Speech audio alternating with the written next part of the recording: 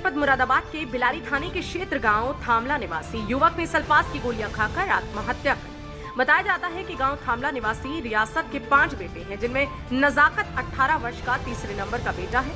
कल रात बड़ा भाई मां के साथ घर से गायब हुआ था। नजाकत के घर में रखी सल्फास का पाउडर पानी के साथ ले गया, जिससे उसकी हालत बिगड़ गई। गंभीर अवस्था में उसे इलाज के लिए जिला अस्पताल लाया गया, लेकिन रास्ते में ही उसकी मौत हो गई। कारपेंटर का भाइयों के साथ काम करने वाले युवक ने आत्महत्या क्यों की, अभी इस बात का पता नहीं लग पाया। सुबह जिला अस्पताल की मोर्चरी पहुंची पुलिस ने शव को पोस्टमार्टम के लिए भेज दिया। मुरादाबाद के थाना मझौला के क्षेत्र लाकड़ी फाजलपुर में कुछ बदमाशों ने सोते चौकीदार पर लाठियों और हाकियों से हमला बोलकर बुरी तरह से घायल कर दिया। बताया जाता है कि लाकड़ी फाजलपुर निवासी 45 वर्षीय देवदत्त सिंह पिछले 1 साल से सीएल गुप्ता फर्म की चौकीदारी का काम करता रहा है। फर्म के अलावा उसकी ड्यूटी लाकड़ी फाजलपुर स्थित सीएल गुप्ता की जमीन पर लगी फसल और जमीन की देखरेख करने की जिम्मेदारी है। दिन में उसका बेटा जोगेंद्र ड्यूटी करता है, रात में पिता देवदत्त सिंह खेत पर चला जाता है। कल रात भी वह ड्यूटी पर गया और रात उसको नींद आ गई। सुबह जब लोग खेत पर पहुंचे, देवदत्त खून से लथपथ बेहोशी की हालत में खेत के पास मौजूद छप्पर के नीचे जमीन पर पड़ा मिला। सूचना मिलते ही परिवार के लोग मौके पर पहुंचे और बुरी तरह से घायल को इलाज के लिए जिला अस्पताल पहुंचाया। अभी ये साफ नहीं हो पाया हमले के पीछे का क्या कारण रहा। देवदत्त की हालत अभी कुछ भी कहने लायक नहीं है। छप्पर के नीचे लोगों को टूटी हाकिया और कुछ लाठियों के टुकड़े भी मिले हैं, जिससे ये साफ होता है कि हमलावरों ने उसकी हत्या का प्रयास किया और मृत समझ करके उसे छोड़कर चले गए। सीएल गुप्ता के फार्म की चौकीदारी कर रहे थे और लाकड़ी फाजलपुर में ही। हाँ। फिर मारा किसने ने? ये तो पता नहीं, अब रात में चौकीदारी कर रहे थे, रात में किसी ने हमला करा है। कितने लोग थे हमलावर? इस चीज की भी जानकारी नहीं, यही बताएंगे। अमरोहा कलेक्ट्रेट में माहेश्वरी सभा के द्वारा मुंबई के समाजसेवी की हत्या, आरोपियों के खिलाफ कड़ी कार्रवाई की मांग को लेकर एसडीएम को ज्ञापन सौंपा गया। बता दें कि अमरोहा कलेक्ट्रेट में आज माहेश्वरी सभा अमरोहा के पदाधिकारी कार्यकर्ता पहुंचे। उन्होंने अध्यक्ष शिव कुमार माहेश्वरी और सचिव राहुल माहेश्वरी के नेतृत्व में कलेक्ट्रेट में प्रदर्शन किया। डीएम कार्यालय के बाद प्रदर्शन करने के साथ साथ उन्होंने डीएम कार्यालय में मौजूद एसडीएम को ज्ञापन सौंपा। उन्होंने कहा कि हमने मुंबई में वरिष्ठ समाज सेवी संजय माहेश्वरी की हत्या के दोषियों के खिलाफ कड़ी कार्रवाई की मांग को लेकर ज्ञापन सौंपा, प्रदर्शन किया है। उन्होंने कहा कि हमारी मांग है कि उनके हत्यारों के खिलाफ कड़ी कार्रवाई की जाए, उनको जल्द से जल्द गिरफ्तार किया जाए। इस मामले में कहा कि वह बहुत बड़े समाज सेवी थे, इसलिए आज राष्ट्रपति महोदय के नाम संबोधित ज्ञापन डीएम कार्यालय में सौंपा। हमारे महाराष्ट्र में नांदेड़ में एक हमारे महिषी परिवार के बहुत बड़े समाज सेवी संजय जी बेयानी जी की निर्मम हत्या कर दी गई। वो बहुत बड़े समाज सेवी थे। अभी हाल में ही उन्होंने समाज के निर्धन लोगों के लिए 73 आवास निःशुल्क बनाकर दिए थे और इसके अलावा भी बहुत समाज सेवा का काम करते रहते थे। तो हमने आज माननीय महामहिम राष्ट्रपति महोदय को आज ज्ञापन दिया है माननीय जिलाधिकारी महोदय के माध्यम से, जिसमें हमने मांग की है कि उनके हत्यारों को सख्त से सख्त सजा दी जाए और जल्दी से जल्दी किसी बड़ी जांच एजेंसी से जांच करके इस कांड का खुलासा किया जाना चाहिए। दबंग भाइयों के खिलाफ कार्रवाई की मांग को लेकर आज कलेक्ट्रेट पहुंचा पीड़ित परिवार। बता दें कि अमरोहा शहर कोतवाली क्षेत्र के मोहल्ला तकिया मोती शाह के रहने वाले इंतजार ने बताया कि उनके परिवार के लोगों ने उनके साथ मारपीट करके उनको घर से निकाल दिया, उनकी जमीन और उनके कारोबार पर भी कब्जा कर लिया। अब उनको घर में भी नहीं जाने दिया जा रहा, जिसकी वजह से वो परेशान है और आजकल अपने रिश्तेदारों के पास रह रहे हैं। उन्होंने कहा कि वह आज न्याय पाने के लिए अपने दबंग भाइयों से अपनी जमीन वापस दिलाने की मांग को लेकर कलेक्ट्रेट आए हैं और डीएम कार्यालय में प्रार्थना पत्र सौंपा है। मेरे साथ अत्याचार हो रहा है। मेरे शोहर की भी मशीन है, मेरा शोहर काम करते हैं मशीन पे, बराबर का पैसा लगा हुआ लकड़ी में भी, हर चीज़ में। और वो बड़ा बेटा मुखिया समझ के घर का बाप ने बड़े बेटे के नाम कर दी थी। लाइसेंस की मशीन है, उसमें मेरे शोहर को बिल्कुल नहीं जान दे रहा। अब मैं घर से बेघर हूँ और जब से ससुर मने जब से मेरे साथ अत्याचार हो रहा है, वो ये कहता है कि 70 लाख की मशीन, 70 लाख के पैसे से मैंने ज़मीन खरीदी है, लाइसेंस खरीदा। बताइए आप क्या चाहती हैं डीएम साहब से? मैं इंसाफ चाहती हूँ अदालत से, जो मेरे साथ में हक इंसाफ। टीपी नगर चौराहे के पास बीते गुरुवार रात को मरे 33 वर्षीय युवक का शव आज पहुंचा अमरोहा पोस्टमार्टम हाउस। बता दें कि अमरोहा शहर कोतवाली क्षेत्र के अंतर्गत आने वाले टीपी नगर चौराहे के पास बीते गुरुवार रात को 33 वर्षीय रतन नाम के एक शख्स की रिक्शा से गिरकर मौत हो गई, जिसके बाद इस पूरे मामले में उसके शव को अमरोहा कोतवाली पुलिस ने पंचनामा भर के पोस्टमार्टम के लिए अमरोहा पोस्टमार्टम हाउस पर भेज दिया है, जहाँ पर उसके शव का पोस्टमार्टम हाउस के बाद पुलिस अग्रिम कार्यवाही करेगी।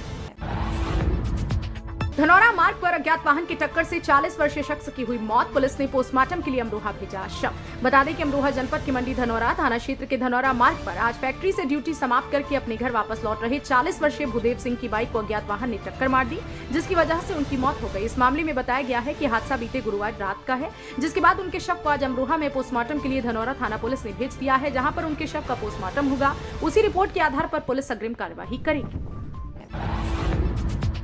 रजापुर क्षेत्र के NH 9 पर आज सुबह मिनी बस ने मारी घोड़े तांगे को टक्कर, चालक और घोड़े की हुई मौके पर ही मौत। बता दें कि अमरोहा जनपद के रजापुर थाना क्षेत्र के नेशनल हाईवे 9 का ये पूरा मामला है, जहां पर आज सुबह एक तेज रफ्तार मिनी बस ने घोड़े तांगे को टक्कर मार दी, जिसकी वजह से घोड़ा तांगे के चालक और घोड़े की मौके पर ही दर्दनाक मौत हो गई। इस पूरे मामले में दोनों के शवों को कब्जे में लेकर के पुलिस कार्यवाही कर रही है। मृतक घोड़ा तांगा चालक के शव को अमरोहा पोस्टमार्टम हाउस पर भेज दिया गया, जबकि घोड़े के शव को कब्जे में लेकर पशुओं के पोस्टमार्टम हाउस पर भेजा जा रहा है। रजापुर थाने के थाना अध्यक्ष दरोगा रमेश चंद्र शेरावत ने बताया कि पूरे मामले में मिनी बस को भी कब्जे में ले लिया गया है और वैधानिक कार्यवाही की जा रही है। गुरुग्राम में एक बेटे द्वारा अपनी बुजुर्ग मां पर बीच सड़क पर चाकू से वार करने का मामला सामने आया है। पुलिस ने बताया कि जब महिला अपने घर के पास गली में टहल रही थी तो उसका बेटा उसके साथ गाली गलौज करने लगा। मां द्वारा विरोध करने पर बेटे ने उसे कई बार चाकू मारा और मौके से फरार हो गया। वहीं इस घटना का सीसीटीवी फुटेज भी सामने आया है। न्यू कॉलोनी थाने के SHO राजेश कुमार ने कहा कि महिला का अस्पताल में इलाज चल रहा है और फिलहाल आरोपी की तलाश की जा रही है। सरकार ने शुक्रवार को बताया कि 18 साल से ऊपर के सभी नागरिक 10 अप्रैल 2022 से कोविड-19 वैक्सीन की प्रिकॉशन डोज लगवा सकेंगे। स्वास्थ्य मंत्रालय ने कहा कि प्रिकॉशन डोज के योग्य लोग निजी टीकाकरण केंद्रों पर वैक्सीन लगवा सकते हैं। मंत्रालय के मुताबिक लोग दूसरी डोज लगवाने के 9 महीने पूरे होने पर ही प्रिकॉशन डोज के लिए योग्य होंगे। रोहतक में सेक्टर 1 में बाइक सवार 2 युवक ATM में कैश डालने पहुंची कैश वैन से करीब 2 करोड़ 62 लाख रुपए लूटकर फरार हो गए। इस दौरान विरोध करने पर आरोपियों ने सुरक्षा गार्ड को गोली मार दी। SP उदयवीर सिंह मीणा ने कहा कि घटना की CCTV फुटेज व बाइक का नंबर मिल गया है। फिलहाल आरोपियों को पकड़ने के लिए पुलिस ने जिले भर में नाकाबंदी कर दी है। दिल्ली पुलिस ने गुरुवार को दिल्ली दंगे के आरोपी शाहरुख खान को हथियार सप्लाई करने वाले 34 वर्षीय हथियार सप्लायर बाबू वसीम को गिरफ्तार किया है। स्पेशल सेल के DCP जसमीत सिंह ने बताया कि बाबू वसीम 2 साल से ज्यादा समय से फरार था और उसे ट्रायल कोर्ट की ओर से अपराधी घोषित किया गया था। तमिलनाडु के चेयूर कस्बे में दुल्हा दुल्हन को शादी में तोहफे के रूप में पेट्रोल और डीजल दिया गया, जिसका वीडियो सामने आया है। वीडियो में दुल्हा और दुल्हन इस तोहफे को लेने के दौरान हंसते हुए देखे जा सकते हैं। गौरतलब है कि बीते 16 दिनों में यानी बुधवार तक पेट्रोल और डीजल के दाम 14 बार बढ़ाए जा चुके हैं। रणबीर कपूर और आलिया भट्ट की कथित शादी से पहले एक्टर के माता पिता ऋषि और नीतू कपूर के रिसेप्शन कार्ड की तस्वीर वायरल हो गई है। नीतू और दिवंगत एक्टर ऋषि कपूर का रिसेप्शन उनकी शादी से एक दिन बाद 23 जनवरी 1990 को हुआ था। गौरतलब है कि कई रिपोर्ट्स में दावा किया गया है कि रणबीर व आलिया की शादी इस महीने होगी। दिल्ली के परिवहन मंत्री कैलाश गहलोत ने बताया कि सरकार ई-साइकिल के पहले 10,000 खरीदारों को 5500 रुपए की सब्सिडी देगी व पहले 1000 पैसेंजर ई-साइकिल खरीदारों को 2000 रुपए अतिरिक्त सब्सिडी मिलेगी। गहलोत के अनुसार कार्गो ई-साइकिल के पहले 5000 खरीदारों को 15,000 रुपए की सब्सिडी मिलेगी। दिल्ली विकास एवं संवाद आयोग उपाध्यक्ष जैस्मीन शाह ने बताया कि एक ई-साइकिल की कीमत 25 से 30,000 रुपए है। पाकिस्तानी कप्तान बाबर आजम ने सर्वकालिक वनडे बल्लेबाजी रैंकिंग में सचिन तेंदुलकर को पछाड़ दिया है। 891 रेटिंग अंकों के साथ बाबर इस सूची में 15वें स्थान पर हैं, जबकि सचिन 887 रेटिंग अंकों के साथ 16वें स्थान पर हैं। वेस्टइंडीज के पूर्व कप्तान विव रिचर्ड्स 935 रेटिंग अंकों के साथ शीर्ष पर हैं, जबकि विराट कोहली 6ठे स्थान पर हैं। 5 अप्रैल से लापता एक 13 वर्षीय लड़की का शव उत्तर प्रदेश के गोंडा में स्वयंभू बाबा और बलात्कार के दोषी आसाराम के आश्रम के अंदर खड़ी एक कार से बरामद किया गया है।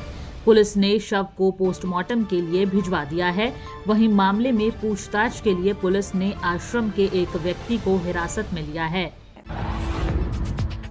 भारत के पूर्व सलामी बल्लेबाज वीरेंद्र सहवाग ने कहा कि दिल्ली कैपिटल्स के चाइनामैन गेंदबाज कुलदीप यादव जानते हैं कि वह टीम के प्लेइंग 11 का हिस्सा होंगे, चाहे वह कैसी भी गेंदबाजी करें। सहवाग ने कहा कि दिल्ली कैपिटल्स के पास उनकी जगह लेने के लिए कोई अन्य स्पिनर नहीं है। आपको बता दें कि कुलदीप ने अब तक 3 IPL 2022 मैचों में 6 विकेट लिए हैं।